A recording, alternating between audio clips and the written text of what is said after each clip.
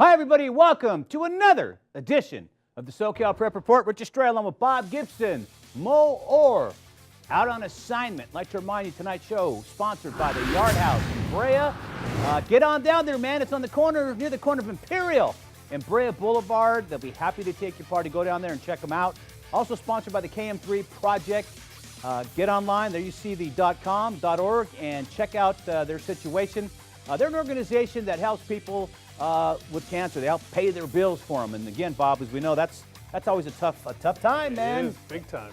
They do a good job of getting to take care of you. That's right. Take care of them and let the research take care of itself. All right. On tonight's program, of course, for the city and the southern section, everything is done. All right. There's no more sports to be played. We're going to run down the baseball playoffs, softball playoffs. Joining us also a little later on in the show is going to be Jessica Lopez from Santa Fe. Bob, 3 no-hitters in the playoffs. Are you serious? Crazy? Is that crazy That's or what? Right. They're going to color Nolan Ryan Lopez pretty soon here because, man, throwing that many no-hitters is just, man, that helps your team a lot. 3 in a row in the playoffs like that? Well, yeah, not 3 successive, but 3 out of 4 games. Yeah, she was staring it up. So we're going to talk with Jessica on Skype. She'll be able to see her. Matter of fact, Santa Fe just graduated last night, Bob. Hey, so, congratulations. Man, winning the CIF championship and graduation, you're doing well. All right, let's take a look at the finals of the CIF Southern Section Division I in baseball. And Bob, since day one I told you Capo Valley all the way. You thought it was going to be on Orlu. Here we are. Just like they drew it up, right? Exactly. Capo Valley and Foothill of all teams. You know, people, here's some of the highlights from it. And we've got a controversial call as well in here. And we'll show you a little bit of that one as well. But, you know, you could have made a case that Capo Valley would get there. Nobody thought Foothill would get to this final. Just too many great teams in Division I. But as I told you in the beginning, it's all about when you get hot. And here's a look at that controversial play. Little bobble there at third. The ball gets by. And then look as we slow it down for you at home. You make the call. Never tags the runner. Umpire out of position. And he blows the call, of course. Called him out? Called him out. Right there. Called him out.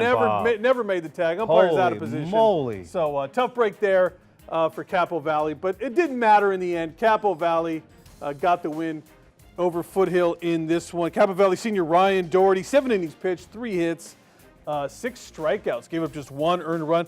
Ryan Torek pitched pitch for pitch in this one for Foothill. He threw 6 innings. They both went complete games, 4 hits, 2 runs. Neither of them was earned. So tough break here for Foothill, and this one, as it should in D1, goes right down to the end at Capo Valley. Bob Zamora, their head coach, get this one. 7 for 7 in CIF title games. Are you out of your mind? That's not bad. 7 for 7. Never lost a CIF title game. 7 times played in the CIF final, 7 wins. Unbelievable for Bob Zamora. 40 years not bad. Over there. 39 years, excuse me. Bob, I don't know, but on that controversial call, I think that dude was out. You want to call him out on that? I'll call him out. Well, we'll have to. Bob, I got to call him out, man. We'll have to look at it slow mo. All right. I never saw it. We got to look at it in super slow mo because that was pretty quick, even in slow mo. How can you blame the umpire, man? We'll get Euchre. He missed the tag. Yeah, anyway, come on. That's 30 years Guy's ago. getting a stipend. He's not making that $100,000 a year plus all that first-class travel. That's a good meal point. Money. All right, D2.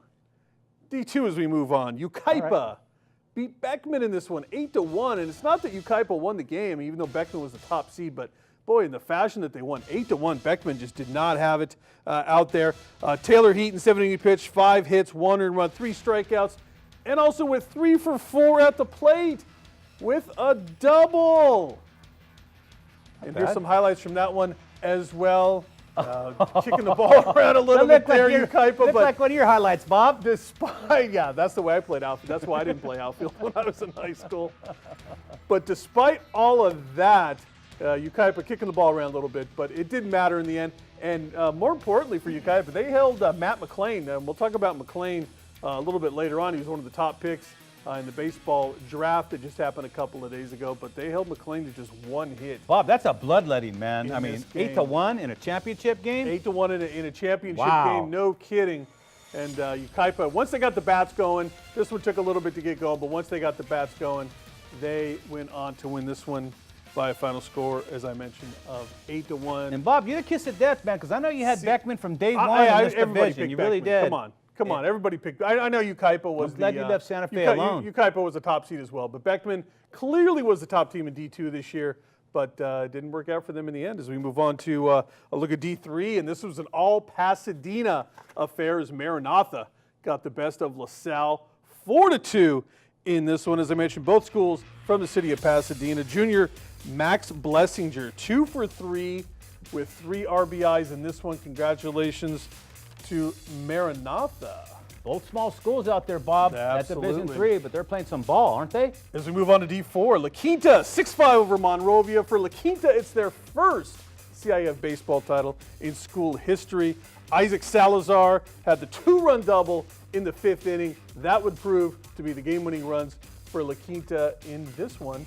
And again, 6-5 over Monrovia. D5, Temple City 4, Malibu 2. Now, Temple City, it's their first CIF title as well. Third time in. They had played for the title in 12 and also in 15, but they finally get over the top this time. Justin Bowman, 2 RBI single in the 6th, and that would score the winning runs for Temple City. Congratulations. More to Pasadena, them. Bob. Absolutely. Division 6. Pasadena Poly over Moreno Valley 6-1. Pasadena Poly was in the championship game a year ago. Malibu won that one, or excuse me, Moreno Valley was. Malibu won that one 9-0. So another disappointing end here for Moreno Valley. Matt Queen, 6 shutout innings for Pasadena Poly. Congratulations to them. Is that it? And D7, don't forget D7, Fillmore over Trinity Classical Academy. When I read that name of that school, Bob, I'm thinking piano, I'm thinking violins, maybe an oboe or 2, trumpet. Now, TCA is what we're going to call them here. All right, TCA had bases loaded, nobody out in the 6th inning, and it was Emmanuel Avila who came in and got out of the bases loaded, nobody out jam to clinch this one for Fillmore. Congratulations to Fillmore, who was an at-large team, by the way. Yep. An at-large team, and they get another CIF title up there at All Fillmore right. High School. Now- Congratulations to them. Now, guys in the truck, stand tuned because, Bob, talk about the MLB draft today. Major League Baseball had their draft, and actually it was yesterday, but it doesn't matter. Talk about who got taken, where they're going, and why. We knew 2 guys were going to go in the first round. We were pretty sure that Cole Winn and Bryce Terang would be first-round picks, and they were. And we also added a third with Matt McClain from Beckman High School. But let's start out with Cole Winn, of course, the Gatorade State Player of the Year in his only year in the state of California. Moved here from Colorado, just played his senior season here, and it really helped him out. He was the 15th pick in the first round by the Texas Rangers. He was rumored to even maybe be the 2nd pick in this draft. It didn't quite work out that way, and he started slipping down the board just a little bit, but the Rangers got a heck of a pitcher. 4 pitches that he can throw for strikes and repeats his delivery so well, and a lot of people thought he was the top prep pitcher in this draft. He's a Mississippi State commit, but that's out the window now. He'll sign. All these guys will. Take the money, man. Yeah, Just take it and run. Over Just $3 million take it. on the table right now, please. so you'll Just take that it. any day of the week. I used to say go for the education first, but now that I'm older, take the money. When it's in that kind of every money, case. you Yes. take it. $3 million bucks? Are you serious? Bryce Terang, shortstop, out at Corona Santiago. There he is, left-handed hitting shortstop. Nice. 4-year varsity. This guy's been on the radar for 4 years. Started as a freshman. Everybody's known about him. But his name started to slip a little bit in this draft. Finally, at the 21st pick, the Milwaukee Brewers went ahead and grabbed him. 352 average on the year, 464 on base percentage. And I mentioned a 4-year varsity player. This is a very slick fielding shortstop. The only knock on him, will he hit for enough power? But you know what? A lot of these kids fill out once they get into a minor league Yes, system. they do. And no doubt that Bryce Terang is going to be a Major League Baseball player someday. Sitting on all those buses, eating bad food.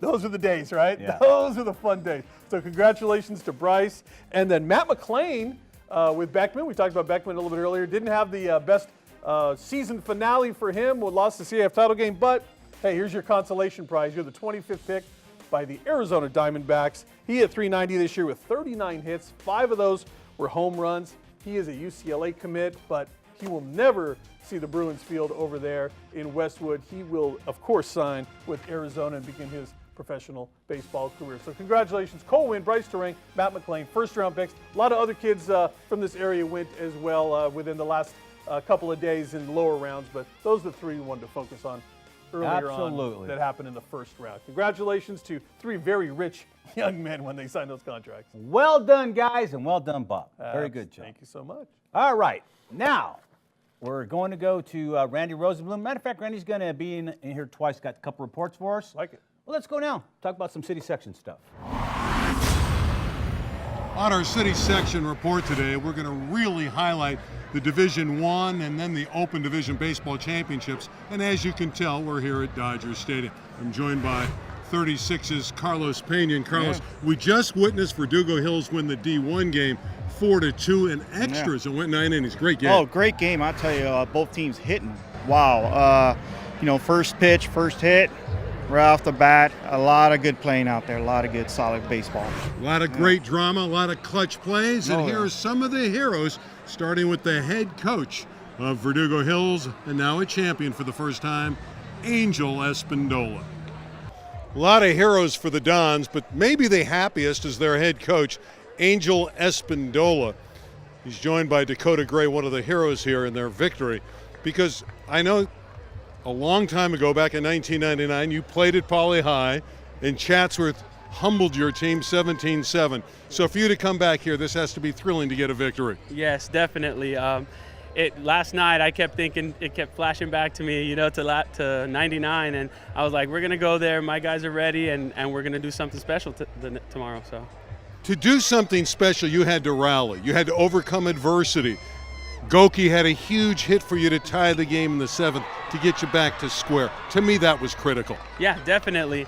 And that just kind of speaks to our season. We started off tough, losing some close games, and we had to battle through adversity and put the season together at the end, and we're able to make a run and get it done. So it may be Dodger Stadium, but an Angel has a city championship. Congratulations. Thank you so much. All right, we have Dakota Gray, center fielder, who dropped the ball and allowed a run to come across early that could have been the difference, but you were able to overcome that adversity.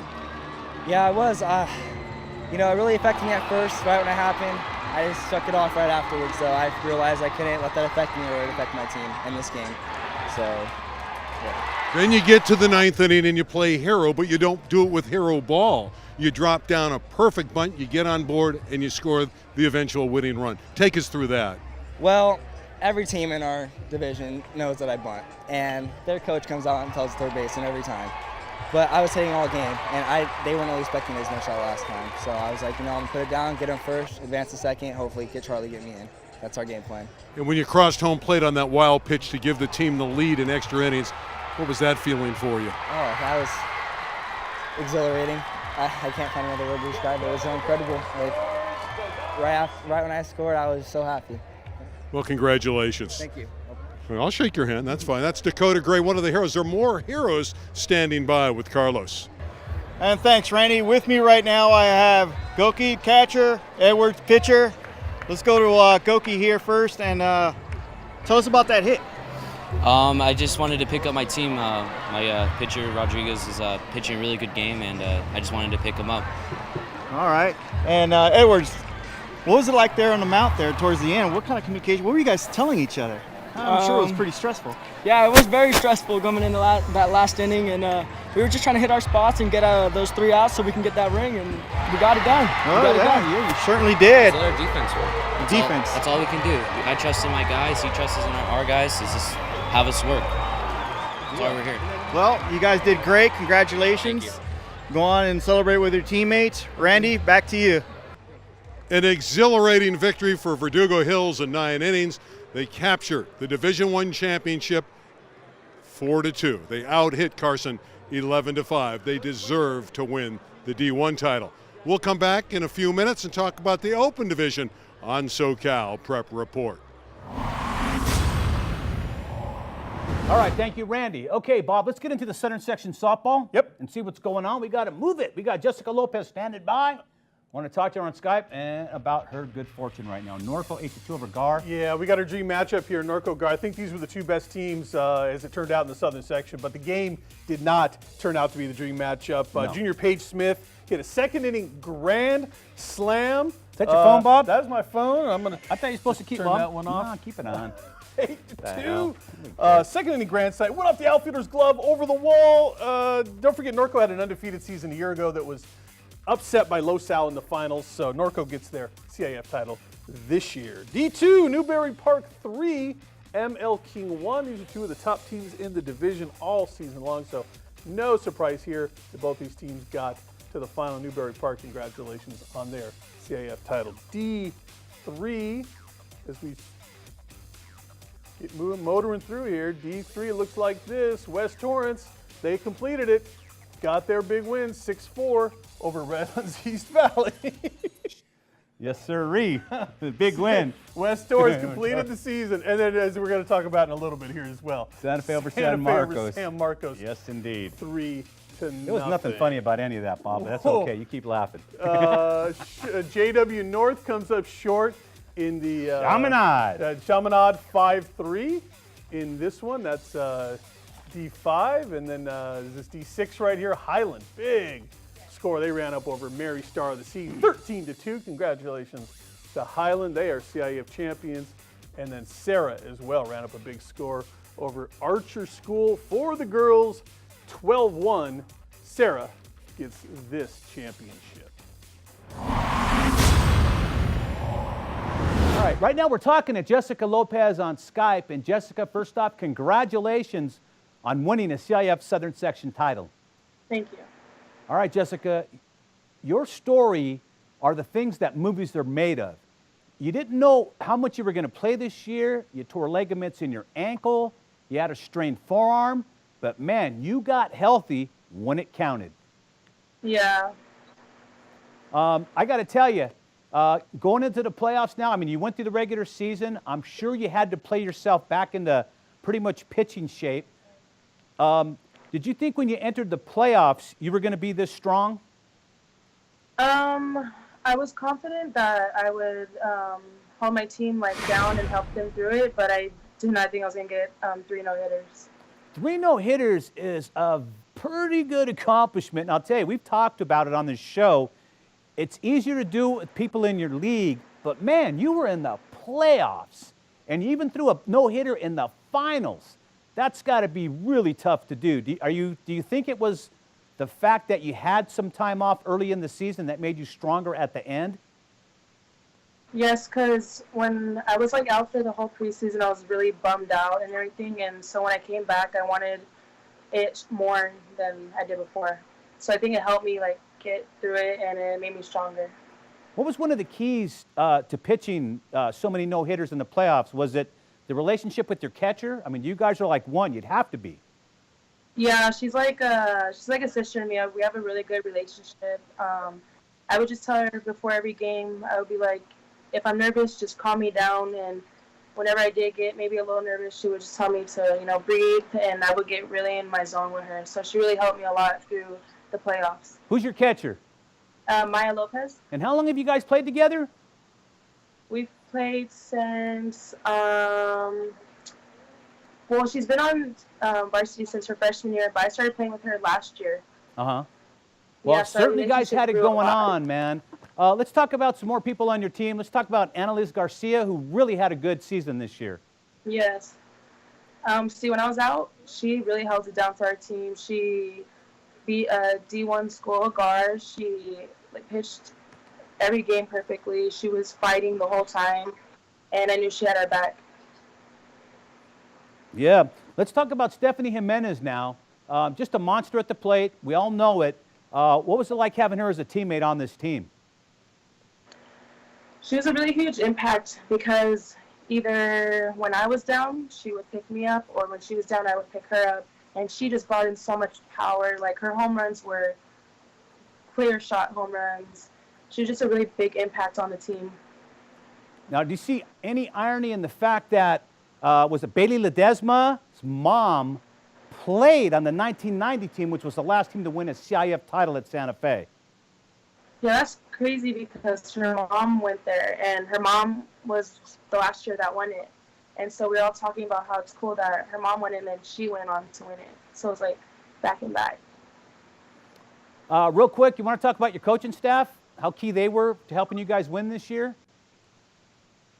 Well, when we found out we had new coaches, a lot of us were, we saw them come in, and we had open arms for them because we trusted their coaching, and they always told us to stick with their plan, and we really trusted them, and it paid off. They always gave us confidence, even when we weren't playing our best, they always told us that they were so proud of us. They never once gave up on us, and I don't think we would have made it without them. Did you get to keep any of your no-hit balls? Yeah, I have 3. Oh, that is great, man. Great Yeah. for you. Congratulations. All right. We're going back to Rosenblum now so we can talk about more of the city section in the baseball playoffs.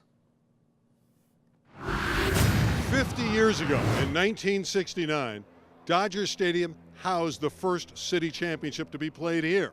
And Birmingham won the game 1-0 over Monroe as Robert Lepresti threw a shutout. Let's fast forward 50 years. And today in the Open Division, the Patriots do it again. Now they're going back-to-back. They won the city title last year over Chatsworth. Today they win 4-3 over El Camino Real with a dramatic 3-run rally in the 6th inning to be victorious. A tremendous victory for Birmingham. It's their 6th city title. They were the number 3 seed. They knocked off highly regarded Chatsworth in the semis, and then they beat their other West Valley League foe, El Camino Real, in this championship game. Earlier, we had an opportunity to speak to some of the heroes. First, the coach. I'll chat with Matt Mowry. He was the coach that fashioned this victory for Birmingham and the win last year. And Andrew Acosta is going to speak with our Carlos Pena. Acosta was terrific. He came off the bench and had a critical pinch hit and 2 RBIs. Let's meet the victorious head coach. We have a very happy head coach, Matt Mowry, champion again for the Birmingham Patriots, the 6th overall crown for Birmingham, and 2 in a row for the Pats. Matt, it never gets old, does it? No, it never gets old. You know, I mean, playing in a spectacular venue like this, and it's just awesome. It's just a great feeling, and I'm so proud of our young men that out there. They work so hard all year long, and to end up on to win it like that, especially back-to-back, you know, it's just special. You know, we talked to our guys early on about it, told them there's only a handful of schools that have been able to go back-to-back like that, and you know, be one of those schools. Be one, you know, put that on that trophy, and they wanted it bad enough, and they did it. So. When I think about your Patriots today, I think about composure. Your team was composed. They were down 3-0, 3-1 late. Then you had the 3-run rally in the 6th. Composure. Did you see that in the dugout? Did you know this team had that kind of chemistry? Oh, absolutely. I mean, you know, we've been down in games, you know, in the past, you know, in the semifinals against Chatsworth, we were down. You know, it's just a matter of battling and staying composed and believing. And these kids believe in themselves, believe in their abilities. Us as coaches, we believe in them, and so it just goes round. The only thing better than winning 2 in a row would be a 3-peat. Best of luck in the future. Thank you. Thank you very much.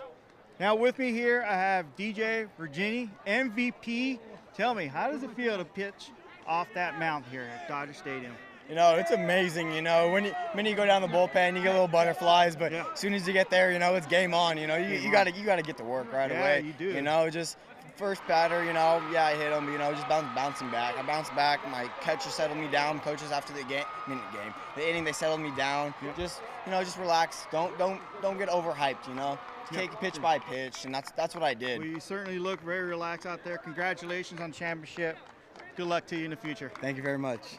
Congratulations once again to the Birmingham Patriots, a 4-3 winner here at Dodger Stadium over El Camino Real, repeating as city champions. Earlier today, we talked about it. Verdugo Hills rallies and beats Carson 4-2.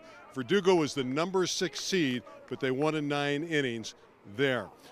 Yesterday out at USC, they had the Division II and Division III game, and Roybal was able to rally. Roybal was a winner over Laces in D2.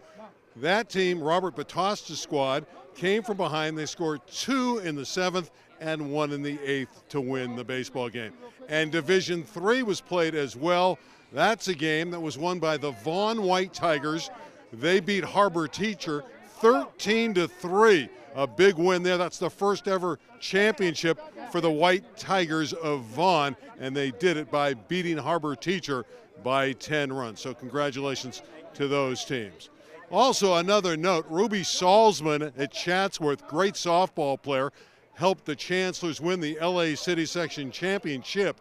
She was named the City Player of the Year. Why not? She cracked 11 home runs this season, 7 down the stretch in the final 9 games, and she hit a home run in their victory over San Pedro. Congratulations to Ruby, who's on her way to West Texas A&M next year. But the story today here at Dodger Stadium is Verdugo Hills in D1 winning their first ever city baseball title. And in the Open Division, and this is the first time we've had the Open Division, Birmingham, who was the D1 champions a year ago, they repeat as champions again, rallying for a big victory 4-3 over El Camino. What a great baseball year it's been in the LA City section. Now let's go back into the studio with the guys. Thanks a lot, Randy. Good coverage over there of the CIF and the city section in baseball, Bob. Always exciting to play those games at Dodger Stadium. Yeah, Always. a lot of fun, right? UC Riverside and some other places for the southern section, but city section, I was at Dodger Stadium. That's fun. You know, I ran the bases at Dodger Stadium once. We had a party there at a Christmas deal back with, I think it was Comcast. And we stuck down on the field and ran them bases, Bob. Did you round third? Hud first slide at home? I actually pulled a hammy rounding third.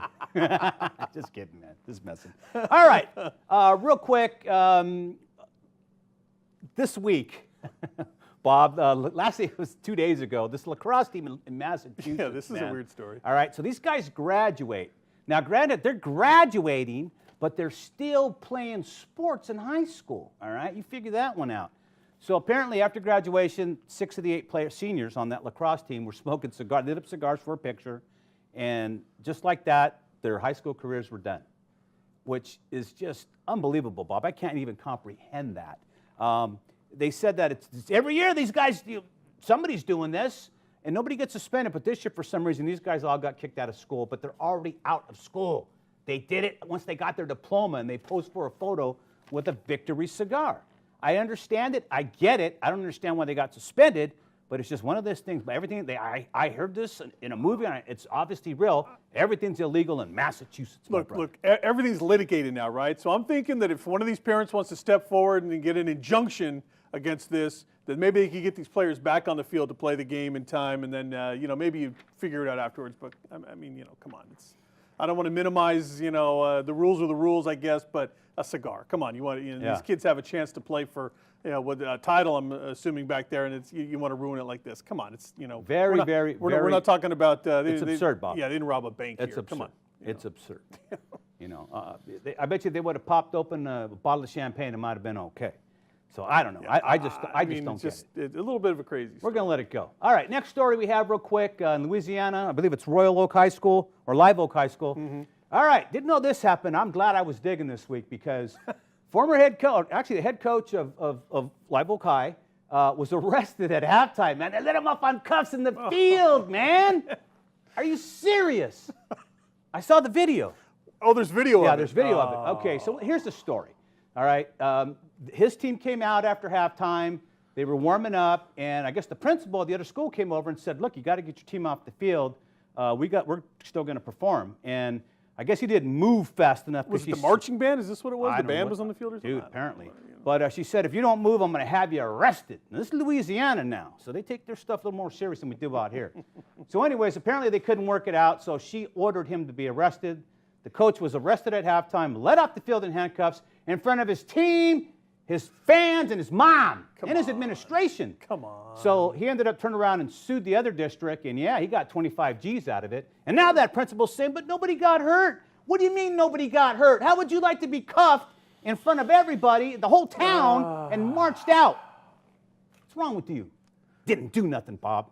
Come on. Because the guy didn't leave the field or whatever when you wanted him to. And get him arrested. It's been voted one of the most absurd halftime occurrences of all time in high school. It's got to be. Bob, that's just asinine, man. That principal should be fired. There's no shortage of these stories, though. That's the beauty of it. We could have a show full of these stories, dumb stories every week. We can't tell you about half the stuff we've seen. Anyways, real quick, got Santa Fe's poster here. Congratulations to the Lady Chiefs winning their Southern Section title. Social media at the bottom. Catch us there. Catch us all there. All right, on behalf of Bobby Gibson, I'm Richard Stray saying so long from your friends here at the SoCal Prep Report. Join us next week. It's going to be wild. Bye-bye.